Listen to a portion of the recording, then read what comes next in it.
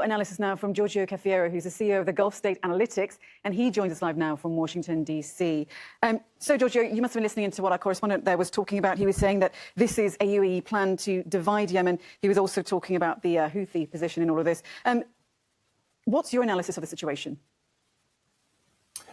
Well, I think your previous guest did a wonderful job laying out the situation and helping us understand just how complicated this is. I think it's important for us to realize that the Saudis and Emiratis have had a conflicting set of interests in Yemen for many years, and people who have been following the multifaceted conflicts in Yemen have been paying a lot of attention to these frictions between Riyadh and Abu Dhabi. But what's happened this month is that the clash of interests between these two powerful Gulf countries have become much more direct. And right now, as we look into 2026, I think the question is whether or not these tensions are going to escalate and play out not only in Yemen, but perhaps other parts of the Arab world too, or if the leadership in Riyadh and Abu Dhabi will be able to find ways to reach compromises, to take advantage of off-ramps when and where they exist, and find ways to reduce the tension. So we don't know how this is going to play out, but I think the stakes are very high right now.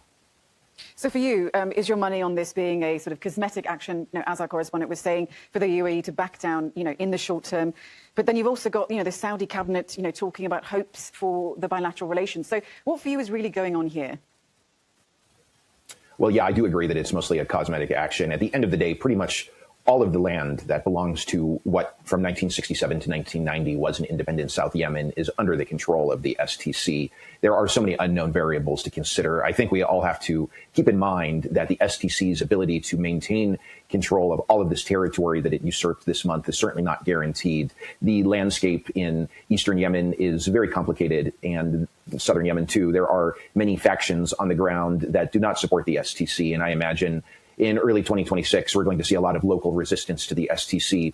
How this UAE-backed separatist group is going to deal with that resistance, we don't know. But I think the developments that have unfolded in southern and eastern Yemen this month tell us that there is going to be a lot more instability in the country throughout this upcoming future. I'm not very optimistic about these tensions resolving in a smooth manner anytime soon. I think that those who are warning about a potential resumption of a full-fledged civil war in Yemen, unfortunately, they have a pretty good point.